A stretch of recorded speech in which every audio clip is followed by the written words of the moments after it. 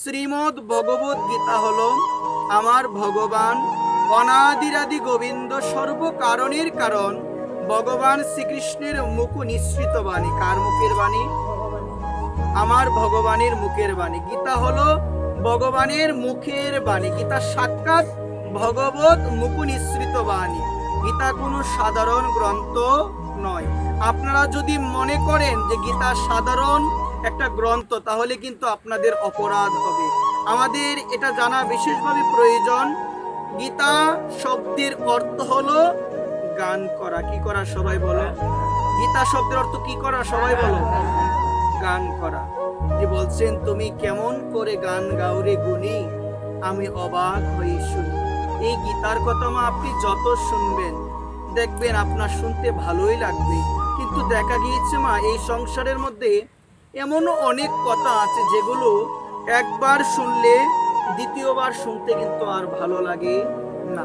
মা এই যে দামোদর মাসে প্রতিদিনই পাঠ হয়, মা বিরক্তি কি কাজ করে? মা কারো বিরক্তি কাজ করে যে আজকে তো শুনলাম, কালকে যাব না, কারণ একদিন তো শুনলাম, ওই রকম কি আসে? আসে না। কেন আসে না? কারণ এই কথা হলো মধুর কথা। যে কথা যতই শুনি ততই আমাদের শুনতে ভালো লাগে। যে কথা শুনলে আমাদের এই অন্তরটা শান্ত হয়, যে কথা শুনলে আমাদের মনে শান্তি প্রবেশ করে। একবার প্রেম এই গীতা এমন কথা, গীতা এমন একটা গ্রন্থ, যে গ্রন্থের কথা যদি আমরা প্রতিদিনও শ্রবণ করি আমাদের কিন্তু তৃপ্তি কখনো হবে না। যতই শুনবেন ততই দেখবেন আমার ভগবানের কথা আপনার কাছে নিত্য নতুন মনে হবে।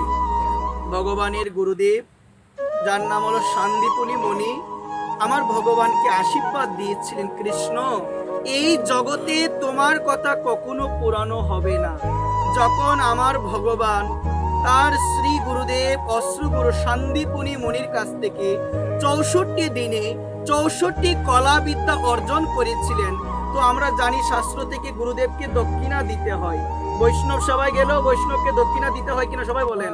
আপনি আপনার গৃহে বৈষ্ণব সভার আয়োজন করেছেন, বৈষ্ণবকে নিমন্ত্রণ দিয়ে আপনি প্রসাদ পাইয়েছেন, এখন আপনার করণীয় হলো বৈষ্ণবকে বিদায় দেওয়ার সময় দক্ষিণা বা প্রণামী দিতে হবে। একবার প্রেম দেওয়া প্রয়োজন। আমার ভগবান প্রাণ গোবিন্দ, অনাদিরাদি গোবিন্দ, সর্বকারণের কারণ ভগবান শ্রীকৃষ্ণ, তিনি তার অশ্রুগুরু সান্দীপনী মুনির কাছ থেকে 64 দিনে 64টি কলা বিদ্যা অর্জন করেছিল।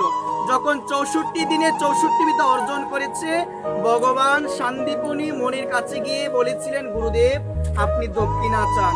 তখন গুরুদেব বলেছিল, তুমি যদি দক্ষিণা দিতে চাও আমাকে এমন একটা দক্ষিণা দিতে হবে, সেটা টাকা পয়সা কোনো সম্পদ নয়।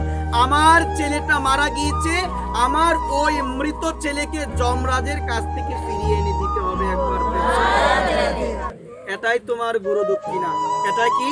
গুরু দক্ষিণা। এখন আমার ভগবান প্রাণ গোবিন্দ, তিনি তার কাছ থেকে অস্ত্র শিক্ষা লাভ করেছেন, এখন দক্ষিণা হিসেবে চাইলো আমার একমাত্র আদরের সন্তান, সেই সন্তানটা মারা গিয়েছে, এখন তুমি যদি দক্ষিণা দিতে চাও যমরাজের নিকট থেকে আমার ওই মৃত সন্তানকে আবার ফিরিয়ে দিতে হবে। আমরা শাস্ত্র থেকে জানতে পারি যে ব্যক্তি একবার মারা যায়, যমরাজের কাছে যে চলে যায়, সে তো আর আসতে পারে না। কিন্তু মা মন দিয়ে শুনবেন, আমার ভগবান হলো সর্বশক্তিমান, একম এবং অদ্বিতীয়, যার দ্বিতীয় কেউ নাই, তিনি হলো এক, তার মতো সর্বশক্তিমান জগতে আর কেউ নাই, বিশ্ব ব্রহ্মাণ্ডে আর কেউ নাই। তাহলে ভগবান কি পারবে না মা? ভগবান পারবে। ভগবান কি করেছিল জানো মা? ভগবান তার গুরুদেবের বাক্য রক্ষা হেতু, গুরুদেবকে দক্ষিণা দেওয়ার হেতু ভগবান যমরাজের কাছ থেকে তার মৃত সন্তানকে ফিরিয়ে তার গুরুদেবের হস্তে সমর্পণ করে দিয়েছিল। তখন তার গুরুদেব কৃষ্ণের এহেন কাণ্ড দেখে আমার ভগবানকে আশীর্বাদ করে বলেছিল, কৃষ্ণ তোমাকে আমি আশীর্বাদ করলাম, এখন থেকে জগতে তুমি যত কথা বলবে কৃষ্ণ, তোমার কথা কখনো পুরনো হবে না। যতই বলবে ততই নিত্য নতুন মনে হবে, মানুষ যতই শুনবে ততই তাদের কাছে মনে হবে কথাটা নতুন। একবার এটা কার আশীর্বাদ? গুরুদেবের আশীর্বাদ।